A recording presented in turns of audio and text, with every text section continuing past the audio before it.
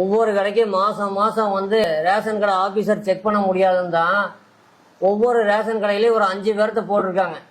அந்த 5 பேரும் மாசத்துல ஒரு 5 நிமிஷம் ஒதுக்குனா போதும், எந்த ரேஷன் கடையிலயும் பிரச்சனையே வராது. யாருங்க அந்த 5 பேரு? மா, அந்த 5 பேர் வேற யாரும் இல்லைங்க. ஏமா, இந்த மாசம் அரிசி சர்க்கரை மட்டும் வாங்கிக்கிங்க. பருப்பு ஆயில் அடுத்த மாசம் தான். சீமணினாச்சு ஊத்துங்க, போன மாசம் ஊத்துல. ஏமா, நீங்க வர்ற அன்னைக்கெல்லாம் சீமனை ஊத்த முடியாது. மாசத்துல ஒரு நாள் சீமனை ஊத்தும் போது நீங்க தான் வந்து வாங்கிக்கோணும். என்னோட அட்டைக்குன்னு வந்தது 3 லிட்டர் எண்ணெய் இருக்குதுல்ல, அது எங்க? ஏமா, உங்களுக்குன்னு தனியா மாசம் 3 லிட்டர் எண்ணெய் கொடுப்பாங்களா? இந்த கடையில மொத்தம் 650 அட்டை இருக்குது. போன மாசம் வந்ததே 30 லிட்டர் எண்ணெய் தான். இந்த 30 லிட்டர் 300 பேருக்கு பிரிச்சு ஊத்தினாலும் கேன்ல ஊத்த முடியாதுமா. கேன் மூடியில வேணா ஆளுக்கு 3 சொட்டு பிரிச்சு ஊத்தலாம். வர்றதெல்லாம் கை வேலைக்கு வித்தீங்கன்னா எங்களுக்கு எப்படி பொருள் கிடைக்கும்? ஏமா, கை விலைக்கு விற்கிறாங்களா? அரிசி மூட்டையும் பருப்பு மூட்டையும் குடோன்ல இருந்து லாரியில ஏற்றி கடைக்குள்ள கொண்டு வரதுக்குள்ள மூட்டைக்கு 1 கிலோ ஷார்டேஜ் ஆகுது. இதெல்லாம் யாரு டேலி பண்றது? மளிகை கடையில இருந்தா மூட்டையா இறக்குறாங்க.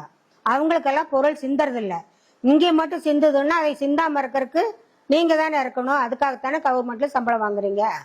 அம்மா தாயே, பொருள் வாங்குற அன்னைக்கு மட்டும் வந்து இவ்வளவு பேசுறீங்களே, என்னைக்காச்சும் ஒரு மாசம் நம்ம கடையில பொருள் இறக்குற அன்னைக்கு வந்து ஸ்டாக் செக் பண்ணிருக்கீங்களா? இறக்குற அரிசி பருப்பு எல்லாம் கரெக்டான தரத்துல இருக்கான்னு பாத்திருக்கீங்களா? நம்ம கடையில எத்தனை அட்டை இருக்குது, அதுக்கு எத்தனை மண்ணெண்ணெய் இறக்குறாங்கன்னு ஒரு மாசமாவது வந்து நீங்க செக் பண்ணிருக்கீங்களா? நாங்க ரேஷன் கடை ஆபீசரா வந்து செக் பண்றதுக்கு? நாங்க பொதுமக்கள். மா, ஒவ்வொரு கடைக்கும் மாசம் மாசம் வந்து ரேஷன் கடை ஆபீசர் செக் பண்ண முடியாதுன்னு தான் ஒவ்வொரு ரேஷன் கடையிலயும் ஒரு 5 பேர்த்த போட்டிருக்காங்க. அந்த 5 பேரும் மாசத்துல ஒரு 5 நிமிஷம் ஒதுக்குனா போதும், எந்த ரேஷன் கடையிலயும் பிரச்சனையே வராது. யாருங்க அந்த 5 பேரு? மா, அந்த 5 பேர் வேற யாரும் இல்லைங்க. ஒவ்வொரு ரேஷன் கடைக்கும் அந்த ரேஷன் கடையில பொருள் வாங்குறவங்கள ஒரு 5 பேரை லோக்கல் விஜிலன்ஸ் டீம்னு போட்டிருக்காங்க. அந்த லோக்கல் விஜிலன்ஸ் டீமுக்கு என்ன வேலை அப்படின்னா, ஒவ்வொரு மாசமும் அந்த கடையில இறக்குற அரிசி பருப்பு தரமா இருக்கா, மண்ணெண்ணெய் அளவு சரியா இருக்கா, இதெல்லாம் செக் பண்றதா அவங்க வேலை. மாசத்துல இந்த 5 பேரும் ஒரு 5 நிமிஷம் ஒதுக்கி கூட்டம் போட்டா போதும், இந்த ரேஷன் கடையில எந்த பிரச்சனையுமே இருக்காது. நம்ம கடைக்குமா அந்த மாதிரி லோக்கல் டீம் 5 பேர் போட்டிருக்காங்களா? மா, நம்ம கடைக்கு மட்டும் இல்லைங்க, தமிழ்நாட்டில் இருக்கிற எல்லா ரேஷன் கடைக்கும் லோக்கல் விஜிலன்ஸ் டீம்னு 5 பேரை 2020லயே போட்டு ஜீவா வந்துருச்சு. அப்புறம் நம்ம கடையில பொருள் இல்லைன்னு பிரச்சனை வருது? ஏன் பிரச்சனை வருதுன்னா, 2020ல நம்ம கடைக்கு லோக்கல் விஜிலன்ஸ் டீம்னு போட்டாங்க. டம்மிக்கு ஒரு விஜிலன்ஸ் டீம் போட்டா அப்படித்தான் இருக்கும்.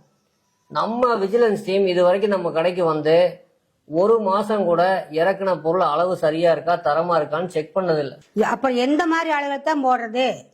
மா, எந்த மாதிரி ஆளுகளை போறதுன்னு தனியா ஒரு சட்டம் இருக்குதுங்க.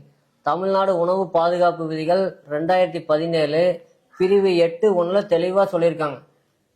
அந்த ரேஷன் கடை இருக்கிற ஏரியாவோட வார்டு கவுன்சிலர், அந்த ஏரியாவில் இருக்கக்கூடிய சமூக ஆர்வலர், அப்புறம் உங்களை மாதிரி கேள்வி கேட்கக்கூடிய பொம்பளைங்க, இந்த மாதிரி 5லேருந்து 7 பேர்த்த லோக்கல் விஜிலன்ஸ் டீம்ல போடணும்.